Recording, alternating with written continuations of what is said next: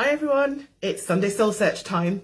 I'm Antoinette and I go live every Sunday for around 5 or so minutes and share whatever has been percolating in my brain this week. Actually, what's going on in my mind has been going on for a couple of weeks, but we had Technology Gate in the week when it first brewed. But what's interesting is that it's continued to develop, and even today I had a relevant conversation around it. So, what kickstarted this week's percolations? It was a comment from somebody visiting my home, and we were just talking about rent prices and house prices and things like that. I'm really lucky to live with a sea view in one aspect and a view of the Downs in another aspect. And it's wonderful for me. It grounds me. I work from home. I run 3 businesses from home, and just being able to see the horizon on 2 fronts is really, really healing, really, really grounding, as I've said. So that's how I've justified it to myself. But when I mentioned my rent, which actually is fairly standard now because I have an amazing landlord, the physical reaction from that other person was just interesting. Not a place of judgment, but it got me thinking about the resources that I have in this flat and who I share them with. And so it's been churning around in my mind. I've typically been known as a hospitable person. I generally love having people in my space. I love having people to stay. But interestingly, since the pandemic, that has just slowly wound down. And the excuse of stress at work, kind of hauling the businesses out of lockdown through cost of living crises, I've just needed more and more introverted time. Now, I'm typically an extrovert. I get my energy around people, but not so in the last couple of years. And that maybe is a whole side conversation. I wonder how many other people are thinking about it. Oh, here's Emma Scott. And Emma Scott was also party to churning some of these percolations around in my mind.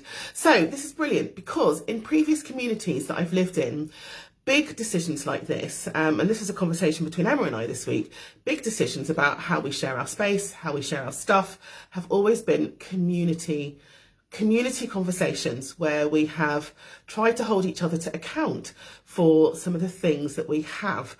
So in the very first ever community that I did this with in Colchester, and so this is where the title Communes and community has come up, because on the one hand, some of this could sound quite cultish, but is it? So in the one community that I was in, and it was a 24/7 boiler room prayer community, we made an agreement amongst each other. So we had about 4 or 5 houses in our neighbourhood, and we made a decision that we would try not to own more than one of anything quite substantial. Oh, some of my favourite people in the world are tuning in tonight. Hi, Four North.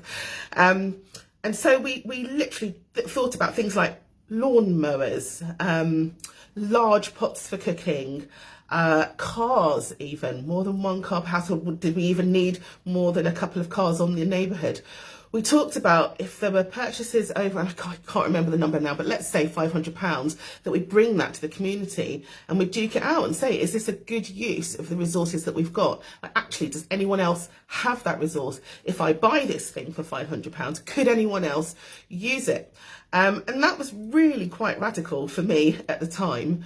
But the older I get, the more it makes sense. And what I wanted to tap into this evening was when I sold my house. I sold my house in London, and honestly, I was actually appalled at what came out of my loft. My loft contained enough to house probably 5 small countries around the world, honestly.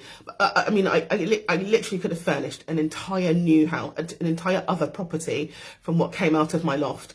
And I remember at the time thinking, this feels a little immoral. It's excessive. There were things in the back of my cupboards that I had never even used, were still in their packaging. And I vowed at that point that I would never get to that point of excess again. And yet, I feel that I am heading in that direction. I live in a 2-bedroom space. There are things in the back of cupboards. Again, I don't feel comfortable with that. And there are things in my home that I own that I maybe use once or twice a year. And so my challenge to myself and perhaps to you, I don't know where you are in your thinking, is how much stuff do we really need as human beings? For nearly 3 years of my life as an adult, I existed. My rule was it all has to be able to pack into my hatchback car, tiny car. And there was a sense of liberation and freedom. And honestly, I still dressed well. I still had a couple of really beautiful pieces, furniture pieces that just brought me real joy. I had plenty, like more than enough. And I'm a far cry from that now. The last time I moved, I think I needed a big van and 4 people to help me lug it all up the stairs. So this is not about judgment. It's just about observing the excess and the stuff that we need. So when I moved into this apartment, I made a real conscious decision that instead of asking or going out to buy particular items, that I would tap my neighbours and see if I could borrow stuff, quite intentionally. And I know the first couple of times that I did it, my neighbours were just like, really? Who is this odd woman? But by knocking on doors and saying, do you have a cake stand that I could use? Or do you have a step ladder that I could borrow? Or do you have a set of screwdrivers? It's created some really lovely conversations for me with my neighbours. It's also meant, so the cake stand thing, that was because I was helping at church to organise a tea for one of the women there. And I just thought, I'm not going to buy a cake stand. And this is a couple of years ago. But by borrowing a couple of cake stands from a neighbour downstairs, when her husband died, suddenly I had already had a friendly conversation with her, and to be able to knock on her door and say, I'm your neighbour from upstairs, I borrowed your cake stand. In fact, I didn't need to say that because we'd already had several lovely conversations about a cake stand. And so when the big stuff happened, I was able to talk to her as someone that was more than a neighbour. So there's something about that as well. There's something about connecting through stuff. And so today, the final conversation that I've had, well, it won't be the final because it's churning around in my head. But one conversation, we've had another golden wedding anniversary that we celebrated today. And the woman whose anniversary it was, we had got some bits and bobs like banners and balloons and a couple of cake tiers. And when we took them down, I just said to her, well, do you want them? Because that's not my golden anniversary, so you may as well have them in your home. And she looked at me and she said, isn't this wonderful? We've now got a community resource. You know where they are if you ever need them. And I thought, yes, that's right. I don't need to possess these. She is more likely to encounter her peers having golden wedding anniversaries and can use and recycle them. And if I ever need them, then I know where they are. So I'm definitely not subscribing to cult living. I do think there's a strong case for commune or communal living. That's probably been my most amazing life experience. And that looked very different. Everyone had their own home, as I said, but we lived quite intentionally together in a part of a neighbourhood in Colchester. But I certainly want to subscribe much more to community assets so that we can decrease the waste or the excess in the world, and actually increase relationships and vulnerability. Share your thoughts with me. I'd love to hear them.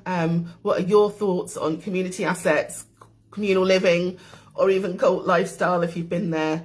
Tune in and have a wonderful week, however you live, whether it be in a cult, whether it be in a commune, or whether it be with shared community.